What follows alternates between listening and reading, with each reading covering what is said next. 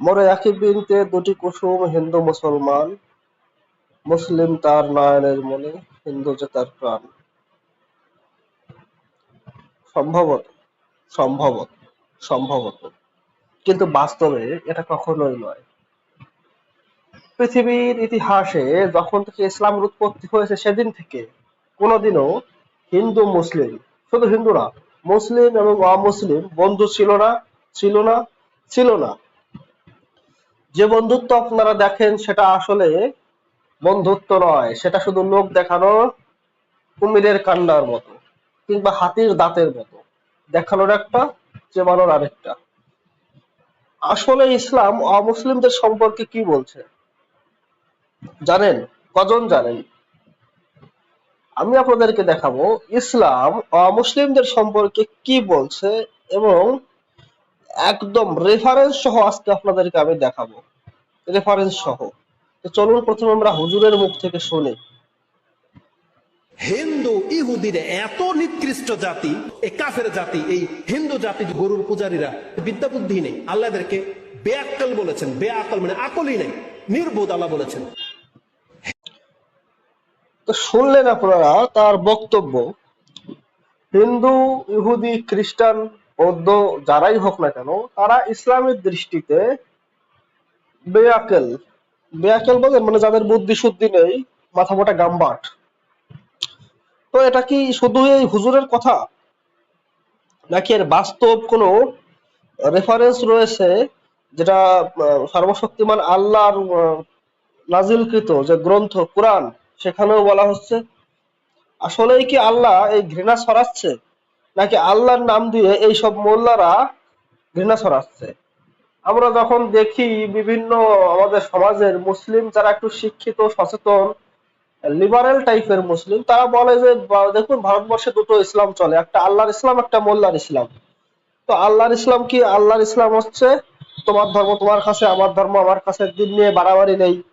আর মোল্লার ইসলাম কি? এই হুজুর যেটা বললো যে পৃথিবীর সমস্ত অমুসলিমরা নিকৃষ্ট প্রাণী, এটা হচ্ছে মোল্লার ইসলাম। কাদের মতে? বামপন্থী এবং লিবারেল মুসলিমদের মতে।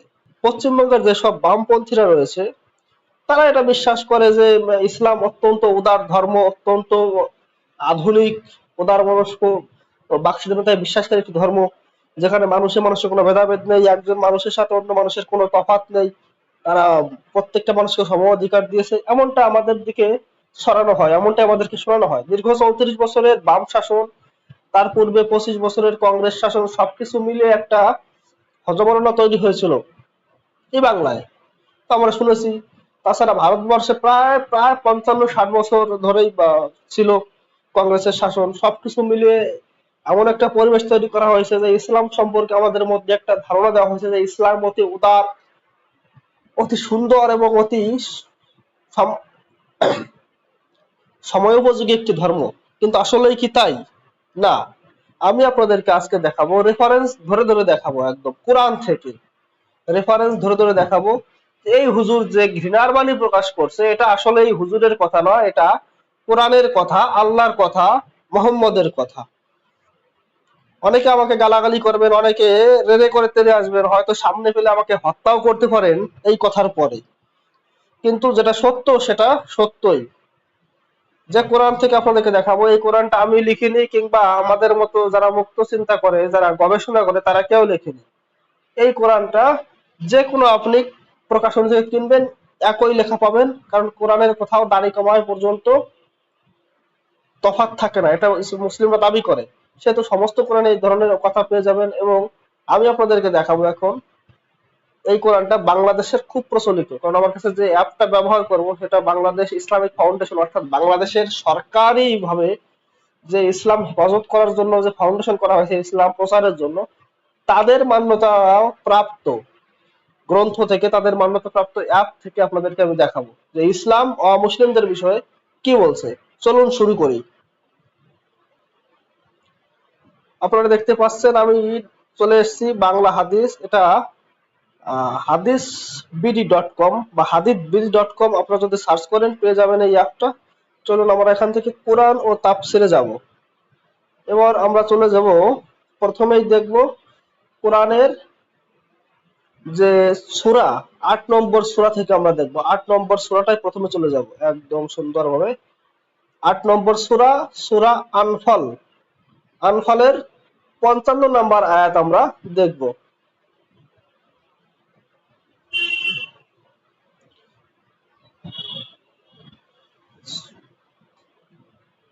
৫৫, হ্যাঁ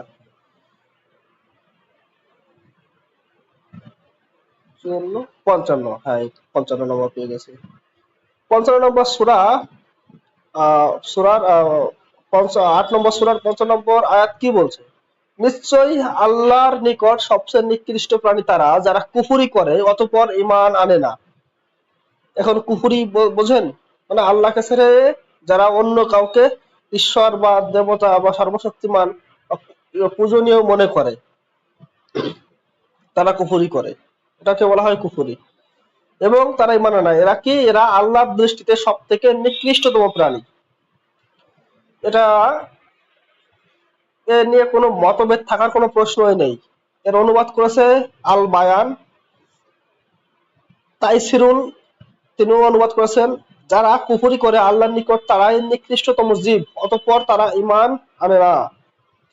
মুজিবুর রহমানের যদি আমরা অনুবাদটা দেখি, নিশ্চয়ই আল্লাহর নিকট নিকৃষ্ট জীব তারাই যারা কুফরি করে এবং ঈমান আনে না। অর্থাৎ যে সমস্ত অমুসলিমরা রয়েছে তারা আল্লাহর দৃষ্টিতে নিকৃষ্ট জীব। আমি আর এখানে ব্যাখ্যা যাচ্ছি না, চলুন আমি অন্যান্য সূরাগুলোও দেখি। এবার আমরা দেখব ২৫ নম্বর সূরার ৪৪ নম্বর আয়াত। এই যে সূরা আল ফুরকান এর ৪৪ নম্বর আয়াতটা আমরা দেখব। তাহলে আমরা ধীরে ধীরে জানতে পারবো যে আসলেই আল্লাহর দৃষ্টিতে অমুসলিমরা কি। এই দেখতে পাচ্ছেন সূরা আল ফুরকান ৪৪ নম্বর আয়াত, অর্থাৎ ২৫ নম্বর সূরা ৪৪ নম্বর আয়াত। তুমি কি মনে করো যে তাদের অধিকাংশ লোক শোনে অথবা বোঝে? তারা কেবল পশুদের মতো, বরং তারা আরো অধিক পথভ্রষ্ট। এইটার তাফসির দেখতে হবে, কারণ এখানে কাদের অধিকাংশ লোক বোঝাচ্ছে সেটার জন্য অবশ্যই আমাদেরকে তাফসিরের সহযোগিতা নিতে হবে এবং আমরা তাফসির দেখব। আপনারা দেখতে পাচ্ছেন ধীরে ধীরে, যদি কারো পড়ার দরকার হয় সে অবশ্যই ইন্টারনেটে সার্চ করলে পেয়ে যাবেন। যেহেতু আমি সূরা নাম্বার এবং আয়াত নাম্বার উল্লেখ করছি, তাহলে আর কারো খুঁজে পেতে কোনো অসুবিধা থাকবে না। এখানে আমরা দেখব তাফসিরে জাকারিয়া। জাকারিয়া তাফসির বাংলা ভাষীদের মধ্যে সর্বাধিক প্রচলিত। তো সেই ক্ষেত্রে আমরা ধরে নিতে পারি যে এটা কোনো ক্ষেত্রে ভুল নয়, কোনো ক্ষেত্রে প্রোপাগান্ডা নয়। এখানে কি বোঝাচ্ছে? অর্থাৎ এসব চতুষ্পদ জীবের উদ্দেশ্যে সৃষ্টি করা হয়েছে, তারা তা বোঝে, কিন্তু মানুষ যাদেরকে শুধুমাত্র এক আল্লাহর ইবাদতের জন্য সৃষ্টি করা হয়েছে, তারা নবীদের মাধ্যমে তাকে স্মরণ করিয়ে দেওয়া সত্ত্বেও আল্লাহর সাথে শিরক করে এবং বিভিন্ন স্থানে নিজেদের মাথা নত করে। বুঝতে পারছেন? শিরক হচ্ছে আল্লাহর পরিবর্তে নন আল্লাহকে পুজো করা। বা আমরা যেমন হিন্দুরা দেখি, এরা শিবের সামনে মাথা নত করে, গণেশের সামনে মাথা নত করে, দুর্গা দেবীর সামনে মাথা নত করে, কালীর পুজো করে, কৃষ্ণ পূজা করে, রামের পুজো করে। এগুলো শিরক। একমাত্র আল্লাহর উপাসনা করতে হবে, আল্লাহ সেটা বলছে। এবং তিনি বলছেন এই দিক দিয়ে তারা অবশ্যই জীব জন্তুর চেয়ে অধিক নিকৃষ্ট এবং পথভ্রষ্ট। অনেক বলতে চাচ্ছেন যে পশুও জানে পশুর কি করা উচিত, কিন্তু অমুসলিমরা জানে না, তাদেরকে আল্লাহর ইবাদত করার জন্য, উপাসনা করার জন্য সৃষ্টি করা হয়েছে। তাহলে এরা এই চতুষ্পদ যে সব জন্তু তাদের থেকেও নিকৃষ্ট। তাহলে আল্লাহ আমাদেরকে কি মনে করে আমরা স্পষ্ট বুঝতে পারলাম এই আয়াতের দ্বারা। এখনো শেষ হয়নি, আরো আছে। এবার আপনাদেরকে দেখাবো সূরা ৬২ নম্বর সূরার ৫ নম্বর আয়াত। ৬২ নম্বর সূরার ৫ নম্বর আয়াতটা একটু ধৈর্য ধরে দেখবেন আপনারা, তাহলে সূরা হচ্ছে আল জুমুয়া। ৬২ নম্বর সূরার ৫ নম্বর আয়াতটা এই যে আপনাদেরকে দেখাবো।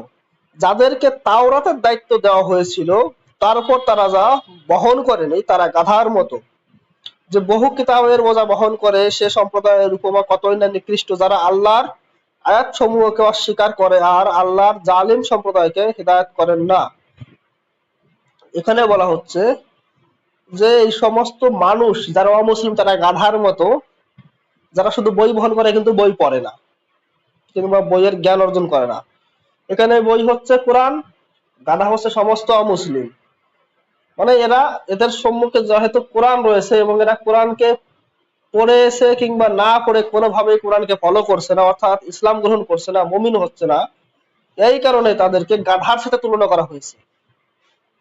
তাহলে আপনারা বুঝতে পারলেন, স্পষ্ট হলেন এদিক থেকে যে কোরআনে অমুসলিমদেরকে কিভাবে দেখা হচ্ছে বা অমুসলিমদের স্তর কোথায় আল্লাহর দৃষ্টিতে। আরো একটি আপনাদেরকে দেখাবো, সূরা বাইনা থেকে দেখাবো এবার আপনাদের। 98 নম্বর সূরার 6 নম্বর আয়াত। এটা খুবই বিখ্যাত এবং প্রচলিত একটি আয়াত। নিশ্চয়ই কিতাবধারীদের মধ্যে যারা কুফরি করেছে ও মুশরিকরা জাহান্নামের আগুনে থাকবে স্থায়ীভাবে, ওরাই হলো সৃষ্টির নিকৃষ্ট সৃষ্টি। কিতাবধারীদের অর্থ বোঝেন? কিতাবধারী হচ্ছে যারা আব্রাহামিক রিলিজিয়ন থেকে এসেছে, অর্থাৎ ইহুদি এবং খ্রিস্টান। আর এখানে যারা মুশরিকরা হচ্ছে এইসব মুশরিক যারা মূর্তি পুজো করে। খ্রিস্টান ইহুদিরা মূর্তি পুজো করে না, কিন্তু হিন্দু, বৌদ্ধ, পার্সি, জৈন, শিখ, আমাদের যে সম্প্রদায়গুলো আছে ভারতীয় উপমহাদেশের, এরা কিন্তু মুশরিক, এরা মূর্তি পূজারী। এরা জাহান্নামের আগুনে থাকবে এবং এরা হচ্ছে সৃষ্টির নিকৃষ্টতম জীব। তাহলে আপনাদের কারো বুঝতে বাকি নেই যে কোরআনের দৃষ্টিতে কিংবা ইসলামের দৃষ্টিতে মুসলিমদের অবস্থান কোথায় বা তাদের যোগ্যতা কি, তাদের মর্যাদা কোথায়।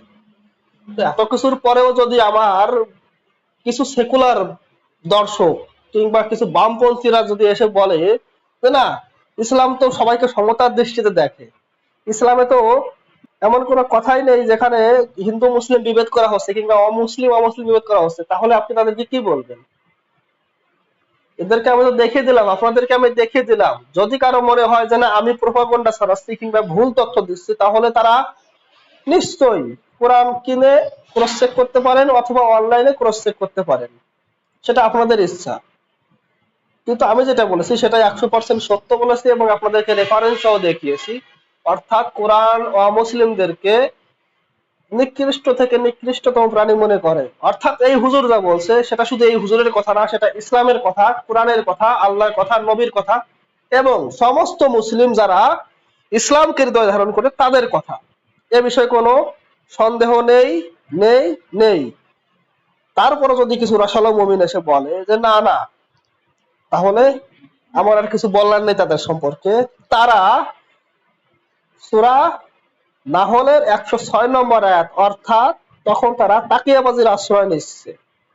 খারাপ ইসলামটাকে ঢেকে সুগার কোটিং ইসলাম দিয়ে, সুগার কোটিং বাক্য দিয়ে, তাদের নিজস্ব মতবাদ, তাদের নিজস্ব মন গড়া ধ্যান ধারণা দিয়ে অমুসলিমদের সাথে বন্ধুত্ব করতে চাইছে। কারণ ভারতবর্ষে মুসলিমরা সংখ্যালঘিষ্ঠ এবং অমুসলিমরা সংখ্যাগরিষ্ঠ। এখানে তো তারা জিহাদ করতে পারবে না, এই কারণে তাদেরকে এখানে হিন্দু মুসলিম ভাই ভাই, একে বিনতে দুটি কুসুম, এটা বলে থাকতে হবে। কিন্তু যখন তারা সংখ্যায় ভারী হবে তখন কি হবে, তার জন্য নির্ধারিত আয়াত রয়েছে। যখন তোমরা সংখ্যায় ভারী হবে তখন তোমরা অমুসলিমদেরকে যেখানে হোক সেখানেই কতল করো। সেই বিখ্যাত সূরা, সূরা তাওবার 5 নম্বর আয়াত, সূরা তাওবার 29 নম্বর আয়াত, সূরা তাওবার 73 নম্বর আয়াত, স্পষ্ট নির্দেশ, এর মধ্যে কোনো ভেজাল নেই। তো আমি বলবো সবাই বিচার করুন, পড়ুন। আপনি হিন্দুর ঘরে জন্মেছেন, গীতা পড়ার দরকার নেই, সবার আগে আপনাকে কোরআনটা পড়তে হবে যে কোরআন আমার সম্পর্কে কি বলছে। কারণ আপনি একজন নন মুসলিম, আমি নাস্তিক ও বৌদ্ধ ও দলিত ও শিখ, দরকার নেই নিজের ধর্মগ্রন্থ পড়ার। আগে তুমি কাফের, তাই তোমাকে আগে পড়তে হবে কোরআন আর জানতে হবে কোরআন কাফেরদের সম্পর্কে কি বলছে, নন মুসলিমদের সম্পর্কে কি বলছে। এই সচেতনতা যদি আনতে পারেন তাহলে ভারতবর্ষ টিকবে, অমুসলিমরা ভারতবর্ষে হিন্দু, বৌদ্ধ, জৈন, শিখ, পার্সিরা টিকবে। যদি না হয় তাহলে ভারতবর্ষের অবস্থান পাকিস্তানের মতো হবে, আফগানিস্তানের মতো হবে, ইরান, সিরিয়া, লিবিয়ার মতো হবে। ঠেকানোর কেউ নাই, কেউ ঠেকানোর নেই, কেউ ঠেকাতেও পারবে না।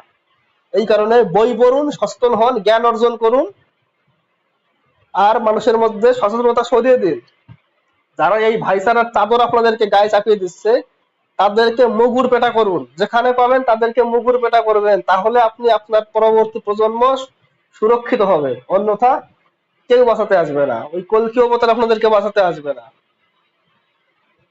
ধন্যবাদ সবাইকে।